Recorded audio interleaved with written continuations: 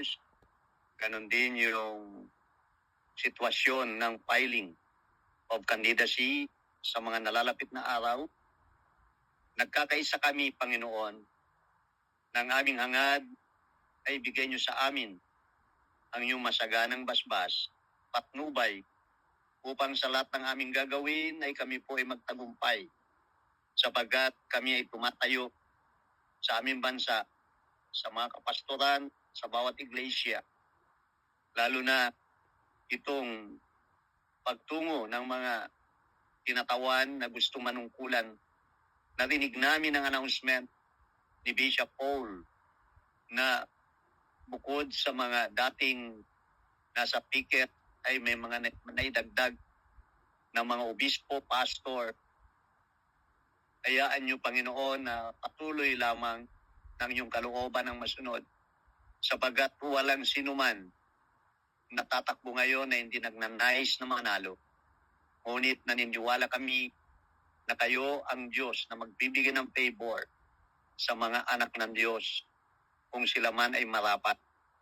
Banal na Diyos, maraming salamat at sa mga anunsyo namin narinig sa bawat activities na mga darating.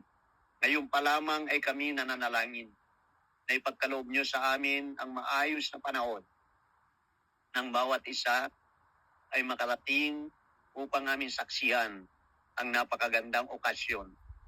Salamat po, Panginoon, sa pangalan ng Panginoon Jesus, nang patuloy na aming dalangin sa aming pagtatapos ang pag-iingat ng Diyos sa mga anak at Espiritu Santo ang siyang patuloy na sumaamin hanggang sa muli kami ay sama-sama magkita-kita man kami sa face-to-face o sa Zoom meeting na ito, ay patuloy na kayo ang Diyos na siyang ganap at tunay na nagbantay at nagbigay ng tagumpay sa amin.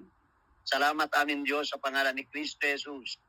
Di man namin nakita ngayon sa Zoom na ito, sa Zoom meeting na ito, fellowship na ito, ang aming Congressman Gonzalo. Ngunit sumasampalataya kami, Panginoon, ang aming panalangin kanina sa Kanya, matagumpay din, Panginoon, ang Kanyang buhay sa bansang kinaroonan niya. At ganun din ang buong pamilya ng bawat isa sa amin. Salamat po, Ama, sa pangalan ni Kristo Jesus. Ang aming dalangin, Panginoon, kagandamasdaan ang mga anak ng Diyos na sama-sama nagkakaisa, nag-iibigan ng Panginoon Diyos lamang ang siyang sentro ng aming buhay. Banal na Panginoon, maraming salamat. Hanggang sa muli, ito po ang aming dalangin.